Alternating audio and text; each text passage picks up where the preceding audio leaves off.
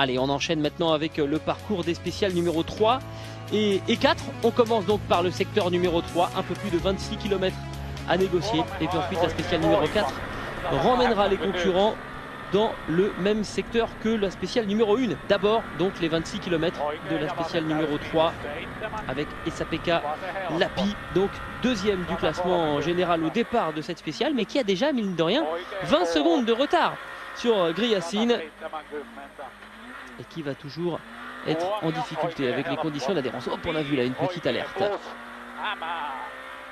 Et maintenant la route est, allez, on va dire, nettoyée à 50%. Ceux qui passent devant commencent à comprendre un petit peu les trajectoires. Troisième du général à 23 secondes du leader. Craig Breen a quand même perdu beaucoup de terrain dans cette spéciale. 18 secondes de perdu par rapport à Lappi. 11e temps et il va perdre une place au classement général. Je ne sais pas ce que je peux faire parce que je suis littéralement passager de ma voiture. On a modifié les réglages avant la spéciale et je ne peux même pas attaquer parce que dès que je me dis allez, on accélère un peu, je sors de la route. Pas parce que j'arrive trop vite dans les virages, mais la voiture saute littéralement et elle retombe beaucoup plus loin. Ça arrive à n'importe quel moment et je me demande vraiment comment je vais pouvoir piloter dans ces conditions.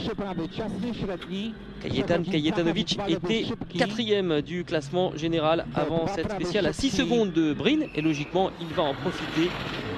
Il est 9 secondes plus rapide que l'Irlandais et s'installe en 3e position du général.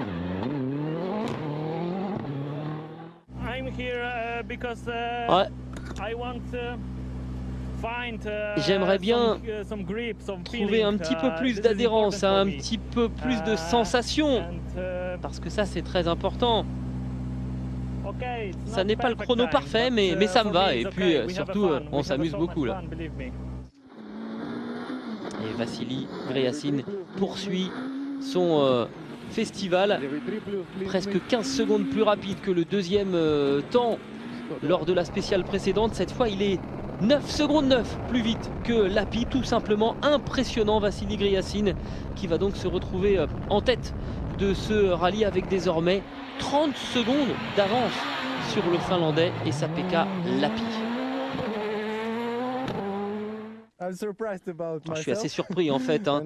Ça glissait quand même beaucoup et c'était très difficile de bien s'en sortir. Ça me rappelle un peu ce qu'on avait connu l'an passé sur le rallye de Suède. Et on passe maintenant à la spéciale numéro 4, un peu plus de 26 km à négocier. C'est donc le deuxième passage dans le secteur qui avait compté pour la première spéciale et forcément, vu que le peloton est déjà passé une première fois, la neige a été bien balayée pour Esa-Pekka Lappi.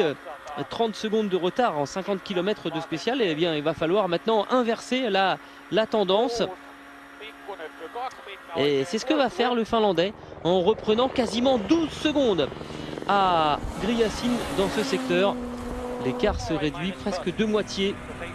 Et on retrouve maintenant Craig Breen qui lui va réaliser le deuxième temps à 7 secondes 8 à Esa-Pekka Lappi.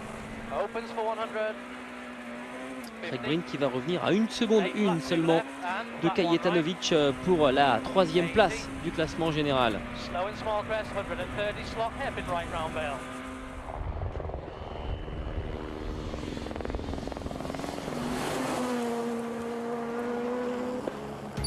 Voilà, on fait le point sur le classement. Gryacine donc avec désormais 18 secondes d'avance sur Lappi, Kajetanovic, Craig Breen, Zvilis donc en 5e position. Vous voyez, c'est très serré entre les 3e et 4e. Plangy, Jets Pushkar, Jan Tierny en 9e position. Et enfin Rockland, un des autres pilotes engagés dans la catégorie junior. On en parlera un petit peu plus tard.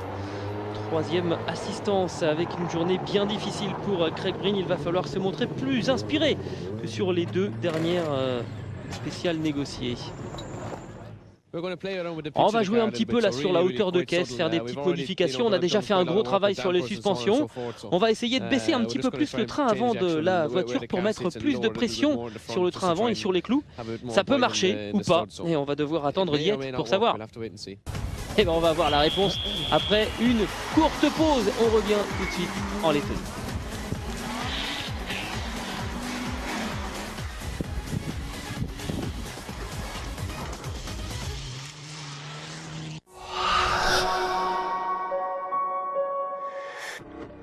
Retour à Liepāja pour la deuxième épreuve du championnat d'Europe des rallyes. On va s'attarder quelques secondes sur la catégorie junior. On l'évoquait juste avant la pause. Il y a 15 pilotes engagés dans le championnat junior du championnat d'Europe. Ils viennent de 11 pays différents. On va découvrir quelques visages.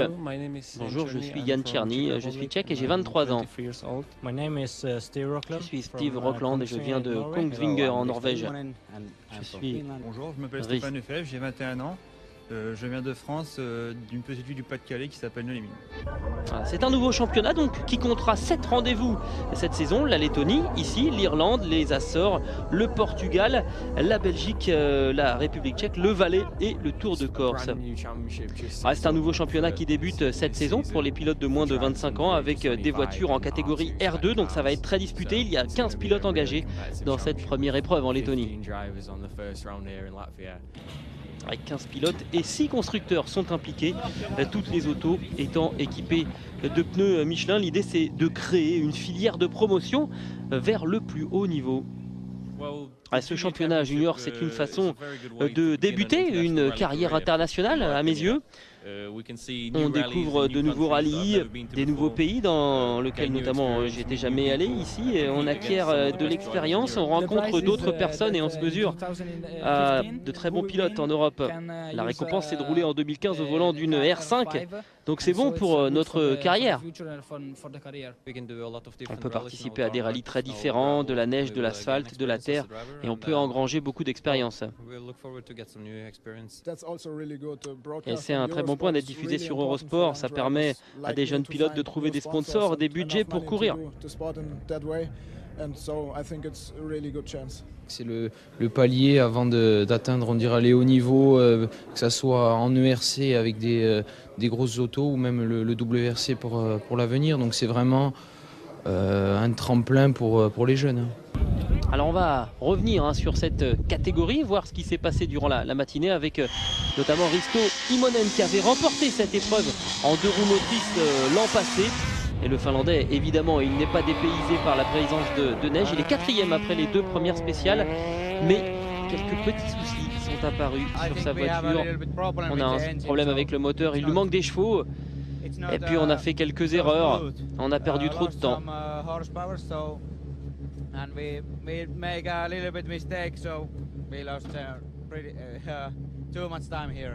Stéphane Lefebvre lui avait pris un bon départ avec le 2e temps dans la première spéciale, mais ensuite il a perdu quasiment tous ses clous et a concédé près de 47 secondes.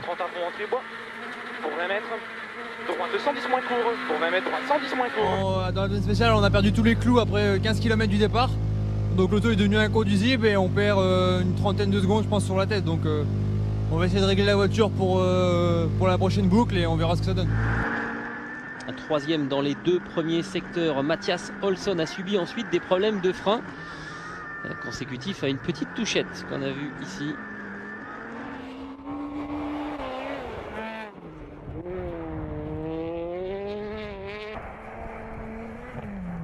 Et il y a eu ensuite une autre petite touchette. Jan Černý, lui, fait partie des favoris. 3 fois champion d'Europe de roues motrices.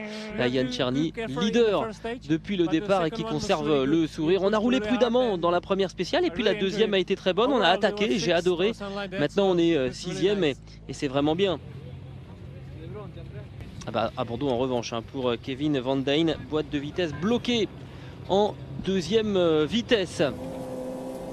Il retrouve Risto Immonen pour les 4 dernières spéciales de cette première étape avec un vrai potentiel pour Immonen qui remporte les 2 dernières spéciales du jour et qui termine la première étape en 2e position à 7 secondes 5 du leader. Ensuite il y a Steve Rockland qui lui va perdre 40 secondes dans la dernière spéciale. Il n'y a plus de clous. C'est dommage. Et Jan Černý va être un des seuls à bien gérer l'usure de ses pneumatiques. Et le Tchèque qui mène le classement junior au terme de cette première étape. Et il mène également le classement des 2 roues motrices en étant 14e du classement général. On a perdu 30 secondes durant la première boucle et là on a perdu tous les clous à la fin de la spéciale. On n'avait plus d'adhérence et je suis content d'être là. Jan Černý donc en tête de ce classement des juniors devant Risto Immonen, Rockland, Christiansen et Olsson. Et oui, là les nordistes pour l'instant sont dominés par un Tchèque, Jan Černý. On va revenir maintenant donc aux deux dernières spéciales chez les gros bras de ce championnat d'Europe, avec la spéciale numéro 5, 26 km à parcourir. Une journée bien compliquée pour Seb Fécamp. On le rappelle, il a choisi lui-même de passer le 7e dans les spéciales. Autrement dit, il balaye pas mal, même si le phénomène est un petit peu amoindri ici, puisque c'est le deuxième passage dans ce secteur. Et il est 7e du classement général après la spéciale numéro 5. Seb Fécamp, il a été 18e à un moment, donc ça remonte bien pour l'Allemand.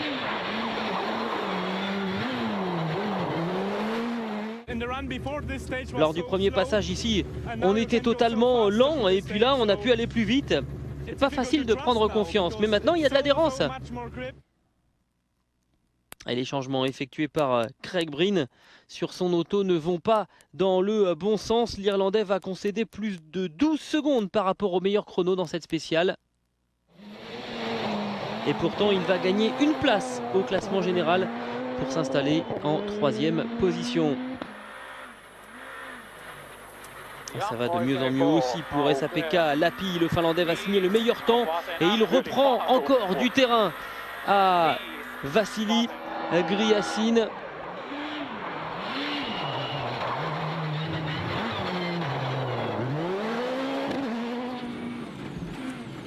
On est justement à bord de la Ford Fiesta du Russe qui réalise le deuxième temps. Et il n'a perdu que 1 seconde 9 dans ce secteur, Vassili Griassine, et il lui reste encore un peu plus de 16 secondes d'avance sur Lappi. Spécial numéro 6 maintenant, de nouveau le passage dans ce secteur de 32 km, et cette fois en nocturne.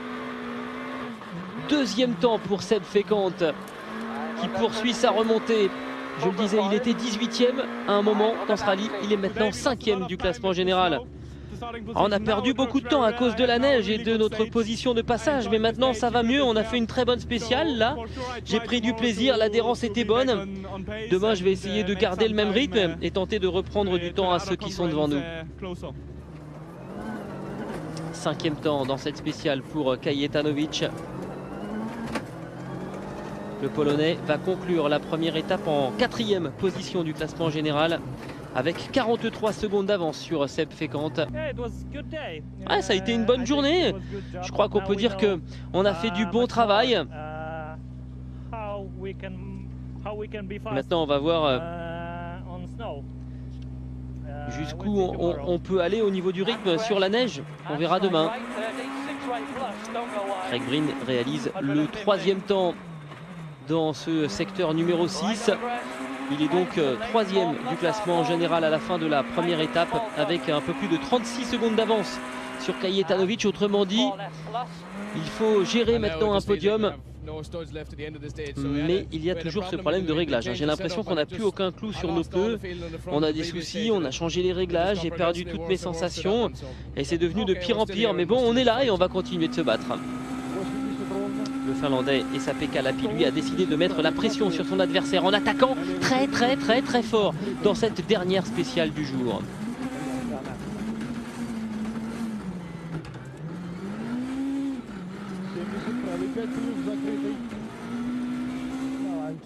Je prends vraiment beaucoup de plaisir parce que la trajectoire est vraiment bien déplacée. Vous allez attaquer encore demain, nous dit Griassine. Oui, on va continuer à attaquer. Et pourtant, Griassine, lui, il a continué à perdre du terrain.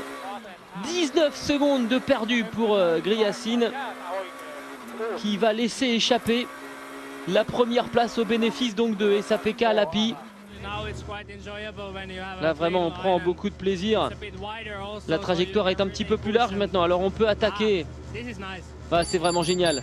SAPK Lappi qui donc a effacé son déficit du début de rallye. On rappelle, il avait 30 secondes de retard. Et bien il conclut la première journée avec 2 secondes 6 d'avance sur Vassili Griassine. Craig Breen au 3e rang devant Kajetanovic et Seb Fécamp.